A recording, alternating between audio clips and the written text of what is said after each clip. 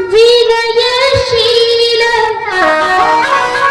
करुणा गुण सागर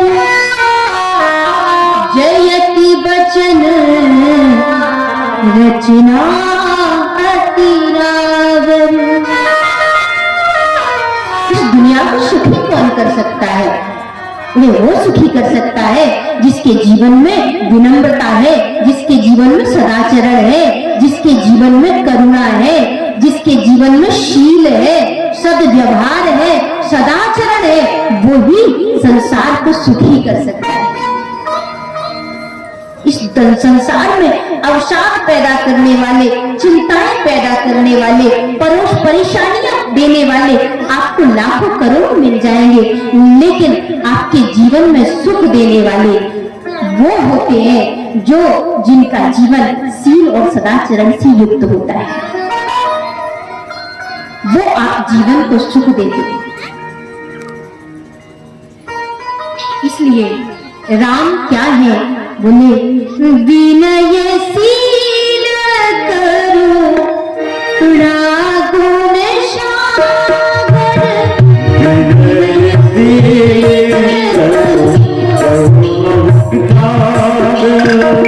जयति बचन रचना अति रागर।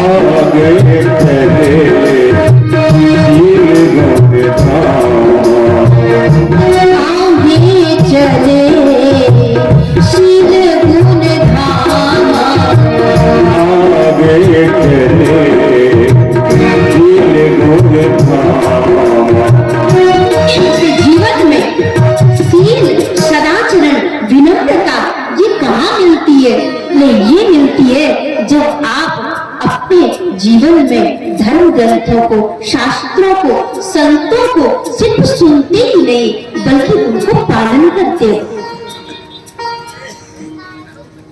उन आचरणों को जीते हुआ।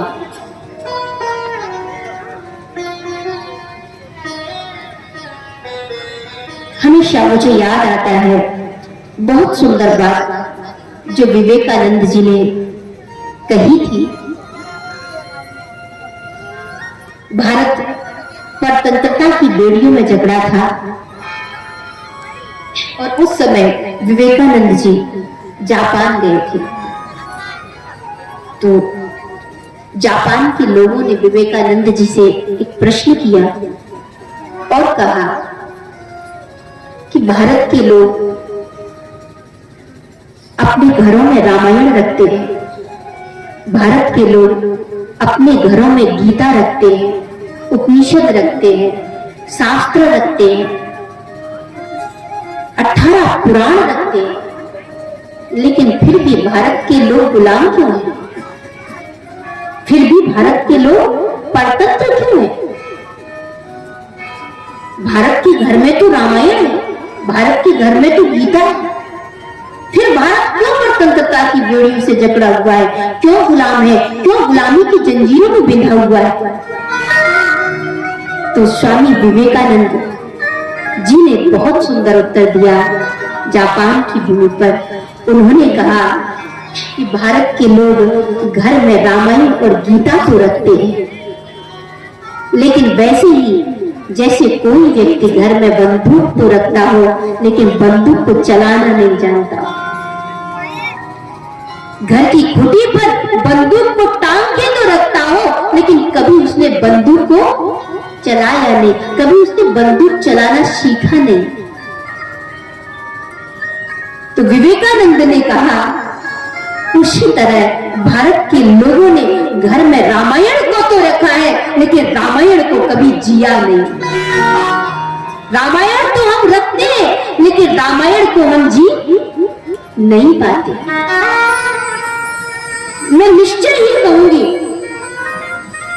कि आज भी जिन घरों में रामायण पढ़ी जाती है, जिन्होंने सिर्फ लाल कपड़े में रामायण को बांध कर नहीं रखा है, जिन्होंने रामायण घर की अलमारी में रखकर सिर्फ चावल अगरबत्तियां चढ़ाकर और लगा करके,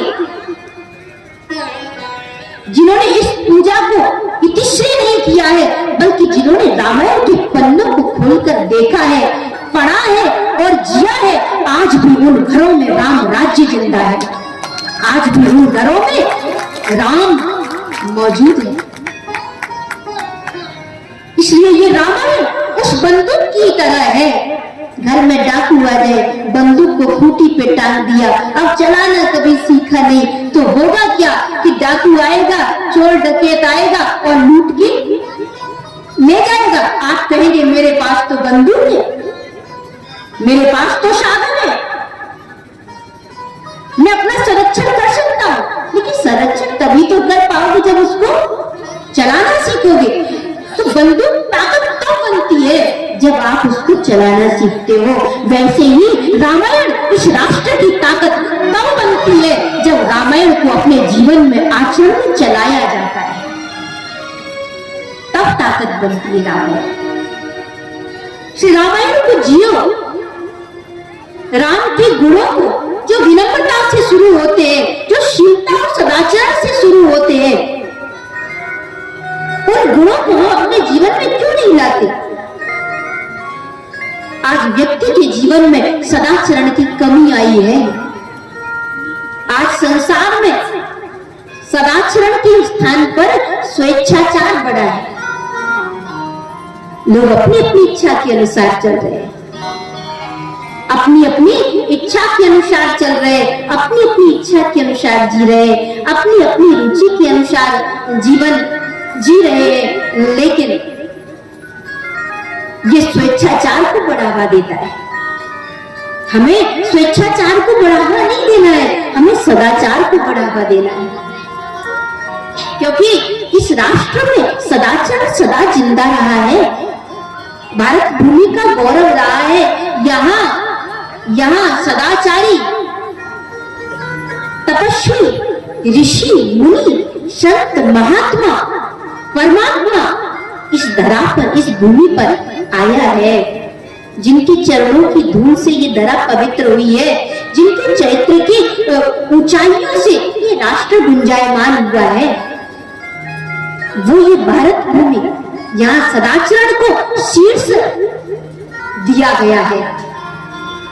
स्वेच्छाचार, लेकिन लोग स्वेच्छाचार समाज में, परिवारों में, राष्ट्र में स्वेच्छाचार पनप रहा है। न कोई आदर्श है, न कोई सिद्धांत है हमारे।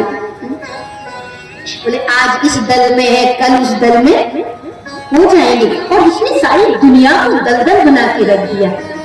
क्या हमारे आदर्श है? क्या 2 दिन के लिए हम राम को आदर्श बना लें और 2 दिन के लिए हम रावण को आदर्श बना लें? इससे क्या होगा? बोले 2 बार हमने माला राम को पहना दी और 2 बार हमने माला रावण को पहना दी। ये संसार, आज राष्ट्र की विडंबना है ये कि लोग धर्म को त्याग करके भय और लोभ से जी रहे हैं, भय और लोभ के लिए जी रहे हैं। जहां उन्हें लगता है उनके स्वार्थों की पूर्ति हो रही है, बस वही पहुंच जाते, वही माला पहना देते, उन्हें वही पूजा करना शुरू कर देते। अब वो चाहे लोग रावण से पूरा हो रहा हो या राम से पूरा हो रहा हो। मुझे बहुत सुंदर बात लगती है वो, जिस समय हनुमान जी रावण की सभा में पहुंचे थे तो हनुमान जी ने देखा था रावण की सभा में इधर उधर आंख दौड़ाई, तो हनुमान जी ने देखा हो इस रावण की सभा में खड़े कौन थे? बोले देवता खड़े थे। कौन खड़े थे? देव खड़े थे, इन हाथ जोड़ के खड़े थे। कर जोरे सुर दिशिप विनीता, भ्रकुटी विलोकत सकल सभीता। हाथ जोड़े खड़े थे देवता। हनुमान जी ने सोचा ये देवता, अरे इससे तो मेरी पहचान है। हनुमान जी को लगा ये तो जाने पहचाने लग रहे हैं। क्यों? क्योंकि ये देवता राम के पास आके अपना दुखड़ा रोते थे कि राम जी रक्षा करो, राम जी रक्षा करो। राम के पास आके आंसू बहाते थे, दुखड़ा रोते थे कि हमें दुखों से निजात दिला दो, आप हमारी रक्षा करो रावण के अत्याचारों से। तो राम जी कहते थे ठीक है करूंगा करूंगा। और वही देवता, तो हनुमान जी ने सोचा ये कुछ जाने पहचाने से लग रहे थे, और सच में वो देवता थे तो राम के भी पास जाते थे और रावण के पास भी खड़े थे। तो हनुमान जी आश्चर्यचकित हुए, ये राम के पास भी जाते हैं और रावण के पास भी जाते हैं। राम के पास जाते तो जय जय राम बोलने लगते, और रावण के पास जाते तो यह रावण की जयकार कर रहे हैं, और जय हो रावण महाराज।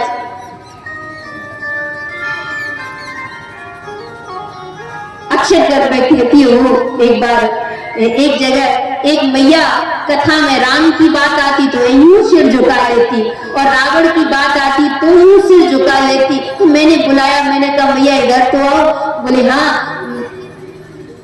मैंने कहा कि राम की बात आती है तो इतना सिर झुका लेती हो, रावण की बात आती तो फिर सिर झुका लेती हो, और राम की बात आती है तो सर झुकाते हो तो ठीक लगता है मेरे को, लेकिन रावण की बात आती है तब आप सर झुकाते हो तो थोड़ा अच्छा नहीं लगता। तो उस मैया ने कहा कि देवी जी पता नहीं कब किससे काम पड़ जाए, इसलिए दोनों को सर झुकाते रहो। अब आप सोचिए, जब तक इस संसार में लोभ मौजूद रहेगा, जहां लोभ है, जहां भय है, क्या वहां आप धर्म का साथ दे पाओगे? क्या वहां आप पूर्णता से धर्म को स्वीकार कर पाओगे? नहीं, क्योंकि लोभ और भय तुम्हारे जीवन को धर्म से नहीं जोड़ सकते। तो भय से परे होकर, लोभ से परे होकर के हम धर्म के लिए तभी जी सकते हैं जब हमारे जीवन में हम भरोसा एक राम जी पे हो। राम के जीवन में सत्य है और राम ने कभी सत्य को छोड़ा नहीं, सत्य को कभी त्यागा नहीं। सत्य राम के साथ, राम सत्य के साथ सदा। सत्य के लिए खड़ा हुआ व्यक्ति भले ही अकेला खड़ा होता है, लेकिन कहते हैं ना कि खड़ा अकेला होता है, पर एक दिन वो होता है जब उसके साथ सारे खड़े होते हैं, परमात्मा की शक्ति उसके साथ खड़ी होती है। Live your life according yourself। अपने जीवन को आप जीते हो लाइक अ लायन, एक शेर की तरह जियो। हमारे महापुरुषों ने कहा live your life like a lion. क्यों? Come out from the masses, निकलो, आओ, खड़े हो एक शेर की तरह, एक सिंह की तरह, और जो आपका हृदय कहता है उसके लिए जियो। जो भय या लोभ कहता है उसके लिए मत जियो। जो आपके हृदय में बैठा हुआ धर्म और परमात्मा कहता है, सत्य कहता है, उसके लिए जियो। आत्मा कभी झूठ नहीं बोलती, क्योंकि वो परमात्मा का स्वरूप होती है। इसलिए जीवन में जब भी काम कर रहे हो ना, तो एक बार अपनी आत्मा को जरूर टटोल लेना, एक बार अपनी आत्मा को जरूर टटोलना, आपको वहां से निर्णय कभी गलत नहीं मिल सकता है। लेकिन भय और लोभ के चादरें चढ़ा करके हम आत्मा की नहीं सुनते, हम आत्मा को नहीं टटोलते कि हृदय हमारा क्या कह रहा है, हमारा हृदय क्या कह रहा है। सत्य के साथ सदा खड़े रहो, सत्य ही अपना है। हम कहते ना ये मेरा है, ये मेरा है, ये मेरा है, लेकिन सच तो ये है यहाँ मेरा मेरा कुछ है ही नहीं। अगर मेरा कुछ है तो वो सिर्फ परमात्मा है, वो सिर्फ हरि है, वो सिर्फ धर्म है, जो घर की चौखट तक ही आपका साथ नहीं देता, बल्कि शमशान में चिता के समय भी वो धर्म ही आपके साथ खड़ा होता है। और इस दुनिया को छोड़ के जाने के बाद भी धर्म ही तुम्हें संसार में जिंदा रखता है। धर्म के लिए जीना है। विनम्रता, विनय घरों में हो, परिवारों में हो, लोगों के हृदय में हो, धर्म मौजूद हो। आज दुनिया में कल धर्म तो कल कर लेंगे, बाकी सारे काम तो आज करेंगे। महाराज किसी ने गाली दी तो क्या कहते हो कि कल हम इसको गाली दे देंगे। सामने कोई आ गया, उसने आपको गाली दे दी तो आप ये कहते हो कि हम इसको कल गाली देंगे? नहीं, सामने वाला गाली देता है, उसने अभी गाली दी तो हम भी अभी गाली देंगे। लेकिन हम धर्म के लिए ऐसा क्यों कहते कि धर्म तो कल कर लेंगे? धर्म, दान, पुण्य, भक्ति, भजन, ये सब कल कर लेंगे। और इस कल के चक्कर में मौत सामने आके खड़ी हो जाती है और व्यक्ति कुछ भी नहीं कर पाता। कल के चक्कर में वो कुछ भी नहीं कर पाता और सब कुछ यही अधूरा छोड़कर चला जाता है, क्योंकि इस संसार में कभी कुछ पूरा हुआ ही नहीं। मौत आए उससे पहले आज ही धर्म को कर लें, हम आज ही हम भजन कर लें, आज ही हम धर्म की पालना कर लें, आज ही हम शास्त्रों को जी लें, आज ही हम सदाचरण में जी लें। ये हमारा भाव होना चाहिए। कल कहने वाला युग कलह का युग बन जाता है, लेकिन जिसने आज में जिया है वो निश्चय ही संसार में वही धर्म के प्रणेता है, जो आज में जीते हैं, जो अभी में जीते हैं, आज और अभी में जीते हैं, वो धर्म के प्रणेता है। आज संसार को, आज राष्ट्र को धर्म की जरूरत है, राम जैसी संतानों की जरूरत है, राम जैसे पुत्रों की जरूरत है।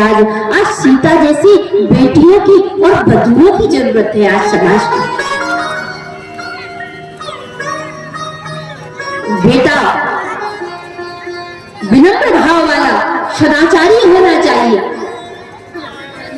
एक बेटे के लिए हमारे शास्त्रों ने कहा कि घर में जो पुत्र है उसके अंदर विनम्रता, शील और सदाचार मौजूद रहेगा तो निश्चय ही सौभाग्य मनाना। क्यों? क्योंकि एक पुत्र घर में, एक उदार मना पुत्र, जहां पुत्र उदार मना होता है तो ये समझना चाहिए कि कई पीढ़ियों के पुण्य का उदय हुआ है, तब एक उदार मना पुत्र घर में जन्मा है।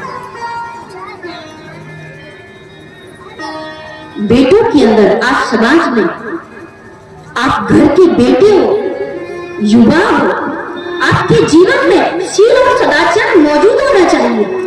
आज समाज में घटने वाली वो घटनाएं जिन्हें सुन करके, जिन्हें पढ़ करके हमारे हृदय लज्जित हो जाते हैं। इसका कारण क्या है? क्योंकि आज के युग में, आज के युवाओं में कहीं ना कहीं शील और सदाचरण में कमी आई है। इसीलिए उस आचरण के कारण ही हमारे पन्ने भी शर्मसार हो रहे हैं। आज हम क्या देख रहे हैं? हमारे घरों में जो चित्र लगे हैं वो चित्र किसके हैं? हम किसको फॉलो कर रहे हैं? हम किसका अनुसरण कर रहे हैं? हम उनकी फोटो लगाकर, उनकी फोटो देखकर जी रहे हैं जिनके कोई चरित्र नहीं है। उनकी फोटो, उनके चित्र घरों में लगाकर हम जी रहे हैं। हम कैसे अपने बच्चों को चरित्र दे पाएंगे? जिस घर में राम का चित्र, जिस घर में कृष्ण का चित्र मौजूद नहीं है, जहां चित्र लगाए जाते हैं सलमान खान के और कैटरीना कैफ के, वहां कैसे चरित्र गढ़े जा सकते हैं?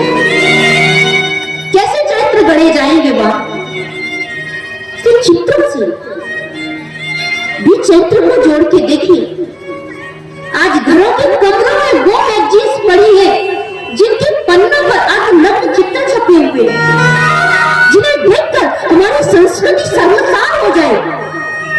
ऐसे चित्र हमारी संतानें, हमारे छोटे छोटे बच्चे, युवा, हमारे बेटे और बेटियां देख रहे हैं। कैसे इन्हें हम राम बनाएंगे? कैसे हम इन्हें कृष्ण के आदर्श देंगे? कैसे हम इन्हें उन शिखर और ऊंचाइयों तक पहुंच सकेंगे जहां महादेव पहुंचा? कैसे उनको हम भोलापन दे पाएंगे? कैसे उनको भला बना पाएंगे? चित्र और चरित्र आपके घर में मौजूद हो, चित्र अच्छे मौजूद हो, जो हमारे राष्ट्र के नायकों के हो, जो हमारे राष्ट्र के धर्म प्रणेताओं के हो, जो राम कृष्ण और शिव के हो, जो नानक बुद्ध महावीर के हो। ऐसे चित्रों को अपने घरों में लगाइए और उनसे अपने बच्चों के चरित्र के लिए एक पहला कदम आगे बढ़ाइए। फिर उसके बाद अपने बच्चों को जब वो आंख खोल के देखे, जब वो जागे, तो उसकी आंखों के सामने राम और कृष्ण के चित्र हो, उसकी आंखों के सामने सीता और सावित्री के चित्र हो, तो वो अपने जीवन में देखेंगे। ऐसे चरित्र को अपने घरों में रखिए। हर घर में रामायण होनी चाहिए, हर घर में गीता होनी चाहिए। अच्छा, किन किन घर में रामायण है? हाथ उठा के बताइए। घर में रामायण नहीं है, कृपा करके सच बताना, किन किन घर में रामायण नहीं है? हाथ उठा के बताइए। बताओ, हम यहाँ हाथ उठाने में शर्मसार हो रहे हैं। मुझे पता है, मुझे पता है, और मैं कह सकती हूँ विश्वास के साथ, यहाँ आधे से अधिक घर ऐसे होंगे जिन घरों में रामायण नहीं होगी, जो पड़ोसी से रामायण मानने जाते होंगे जब घर में अखंड रामायण का पाठ कराते होंगे। पड़ोसी के घर रामायण मानने जाते, लेकिन हमें यहाँ हमें शर्म आ रही है ना? आई कि नहीं आई शर्म? थोड़ी इसे जिन घरों में रामायण नहीं होगी, उन्होंने हाथ उठाने से गुरेज किया, उन्होंने हाथ उठाने से परहेज किया, क्योंकि उन्हें लग रहा है समाज बैठा है, लोग कहेंगे तेरे घर में रामायण भी नहीं। अभी पड़ोसी को गोली मार के कहेगा, अरे तेरे घर में रामायण नहीं, तू क्या दिखाने बैठा है? लेकिन शर्म मत करिए। क्यों? क्योंकि जब जागे तभी सवेरा। कभी ये मत सोचिए कि आज तक हमने रामायण नहीं देखी, हमने रामायण नहीं पढ़ी, तो अब हम हाथ उठाने में संकोच कर रहे हैं। मैं अगर पूछ रही हूँ कि रामायण है या नहीं है, तो आपको लग रहा है मैं कैसे कहूँ, लेकिन शर्म मत करिए। क्यों? क्योंकि समय है, अभी आप मौजूद हैं, अभी सांसें मौजूद हैं, अभी समय भी है। इसलिए ये मत सोचिए कि अभी तक हमने नहीं किया, अभी तक नहीं किया तो क्या हुआ, हम आगे तो बढ़े। भारत वो राष्ट्र जहां हर घर में रामायण होनी चाहिए, हर घर में गीता होनी चाहिए, वेद पुराण होने चाहिए, कृष्ण और राम के चरित्र होने चाहिए। उन किताबों से, उन मैगजीनों से अपने घरों को और उन चित्रों से अपने घरों को मुक्त करिए, जो तुम्हारे बच्चों में संस्कार नहीं डाल सकते, जो तुम्हारे बच्चों के चरित्र को नहीं गढ़ सकते। धन्य है राम, जिन्होंने विनम्रता और शीलता का पाठ इस संसार को पढ़ाया, वो भाई, वो पुत्र जिसने अपने पिता के वचनों की रक्षा के लिए 14 वर्ष के वनवास को स्वीकार कर दिया, प्रश्न नहीं किया, पिता के वचनों को प्यार दिया, प्रश्न नहीं किया और 14 वर्ष के लिए बन जाने को तैयार हो गया। वो पुत्र, वो भाई जिसने एक आनंदपूर्ण हृदय के साथ कहा कि गद्दी मुझे मिल रही है, तो मैं बड़ा, ये मुझे दुख था कि मुझे गद्दी मिल रही है, लेकिन जब मुझे ये पता चला मेरे भाई भरत को गद्दी मिल रही है, तो राम कहते हैं, भरत प्राण प्रिय